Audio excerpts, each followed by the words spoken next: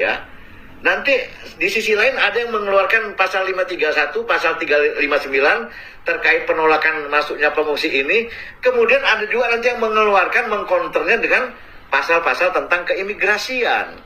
Bahwa ini imigran gelap atau pendatang gelap. Nggak kelar-kelar masalah pengungsi ini kalau begitu.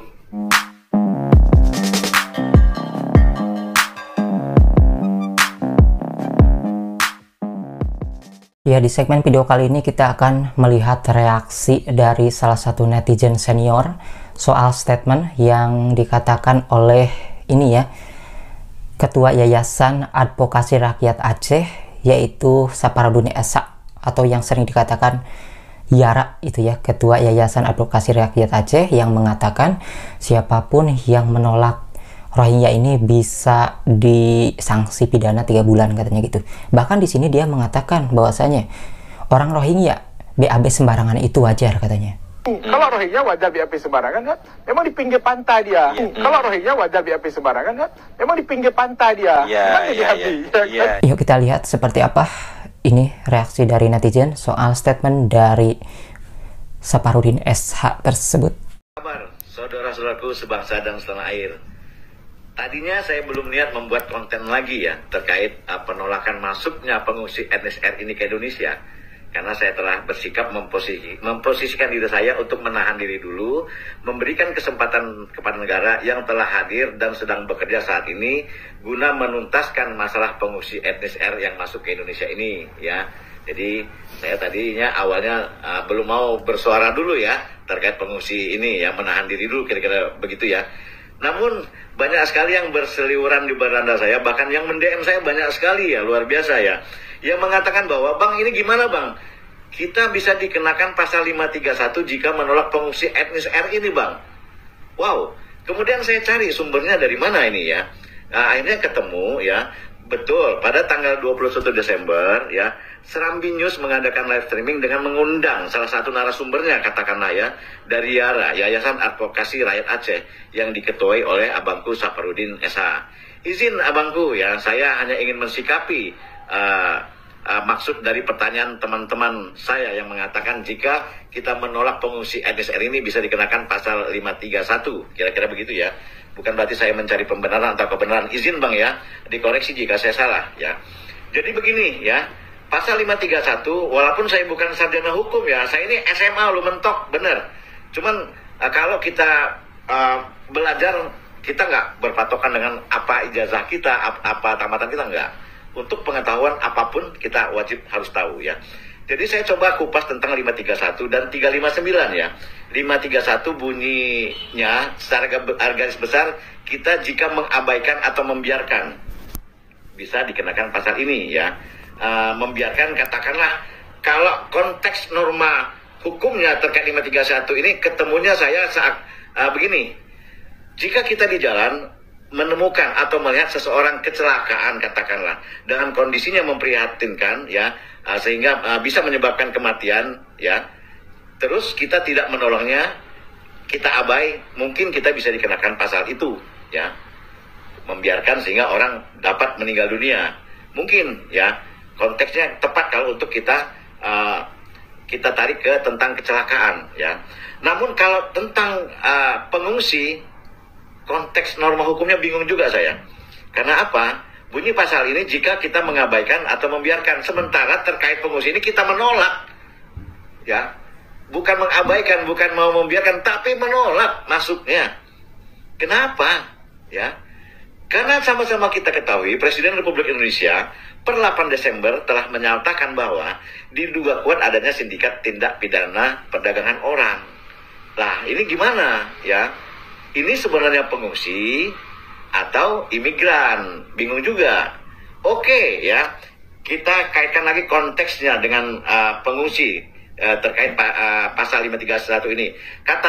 Katakanlah yang terjadi kemarin di Merapi ya, di Sumatera Barat ya, ada meletusnya Gunung Merapi, kemudian ada yang mengungsi ya, rakyat sekitar gunung mengungsi, kemudian ada yang terkena lahar katakanlah, tiba-tiba kita membiarkan, tidak menolong, ya bisa juga konteksnya seperti itu ya, dikenakan dengan pasal itu. Namun terkait pengungsi NSR ini, saya ingin tanyakan sekali lagi, mari kita sama-sama tarik benang merahnya. Apakah pengungsi ini dalam keadaan bahaya? Ya, lari dari tempat asalnya di Myanmar katakanlah, yang terjadi peperangan sangat besar, ya, sehingga terancam keselamatannya, atau ya terjadinya persekusi besar-besaran sehingga terancam keselamatannya, sehingga lari ke Indonesia. Mungkin ya, jika kita tidak membantu, masih bisa lah kita paksa-paksakan dengan pasal ini. Namun ini kan konteksnya beda. Ini pengungsi lari dari pengungsian, ya. Dari Bangladesh ada yang memfasilitasi, diduga juga adanya sindikat. Ini gimana? Ya. Nanti di sisi lain ada yang mengeluarkan pasal 531, pasal 359 terkait penolakan masuknya pengungsi ini. Kemudian ada juga nanti yang mengeluarkan, mengkonternya dengan pasal-pasal tentang keimigrasian. Bahwa ini imigran gelap atau pendatang gelap. Nggak kelar-kelar masalah pengungsi ini kalau begitu. Ya. Dan saya juga agak bingung ya, kalau mau kita kenakan dengan pasal 531, jika menolak pengungsi etnis R ini, ya, alangkah banyaknya yang akan terkena dengan pasal ini ya. Sama-sama kita ketahui saudara-saudara kita di Biren, Lok Sumawe, Pidi, Sabang, sudah ini ya, menyatakan menolak, bahkan kawan-kawan dari mahasiswa, entah dari mana ya, saya lupa dari Pidi atau Biren ya, dan dikoreksi jika saya salah, jika ini tidak benar. Sudah turun juga menyuarakan, sudah demo katakanlah, menolak pengungsi ini. Jadi kalau mau kita kenakan pasal 531 terkait penolakan ini, banyak sekali yang tersandung dengan pasal ini. Ya, sebenarnya ada 3 poin yang mau saya sikapi di acara Serambi News itu. Cuman satu poin ini dulu yang akan saya coba sikapi. Jadi gimana ini Bang? Ya, Menko Polhukam juga telah mengatakan, kita belum pernah menandatangani konvensi PBB terkait pengungsi. Bisa saja kita menolak mentah-mentah, namun kita juga melihat dari sisi perikemanusiaannya. Artinya kalau kita lihat dari apa yang disampaikan oleh Menko Polhukam, bisa saja kita menolaknya dengan mentah-mentah. Kemudian Menlu juga telah mengatakan menolak. Ya, alangkah banyaknya yang terkena dengan pasal 531 ini kalau kita masalah menolak pengungsi etnis R ini bisa disangkakan dengan pasal 531. Kira-kira begitu ya Bang. Jadi maaf dikoreksi ya, jika saya salah ya, atau kami salah. Kami ya bukan mengabaikan, bukan tidak memberikan pertolongan kepada pengungsi etnis R. Di garis bawahi ya, di pasal itu kan jika kita mengabaikan atau membiarkan. Bukan. Kami tidak dalam hal itu. Kami menolak masuknya Bang. Artinya menolak masuknya, ya cegah dong keluar dari Bangladesh itu loh. Ya. Nah, jadi seperti itu reaksi dari netizen senior ya. Seharusnya di sini Serambi News di sini mengundang ketua IARA tersebut dan juga Prof Hikmanto agar mereka saling beradu ini ya pendapat ya. Sesuai pasal kan kedua-duanya juga ngerti hukum, pakar hukum gitu guys ya. Sisi lain Prof Hikmanto juga menolak, tetapi yang ini berbeda. Nah, itulah ya, harus didebatkan kedua-duanya biar paham.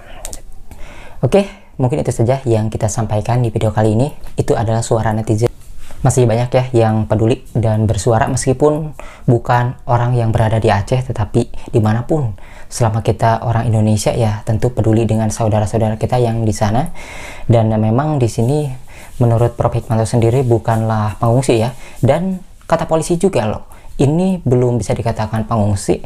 Mereka ini tidak murni sebagai pengungsi, tetapi murni adanya aksi kejahatan ataupun bagian dari aksi kejahatan, kan seperti itu.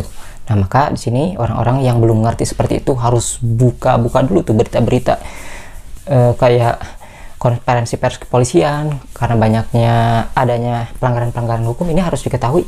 Apakah mereka yang diwawancara ini tidak tahu ya adanya banyak pelanggaran hukum, sehingga enak aja bilang seperti itu.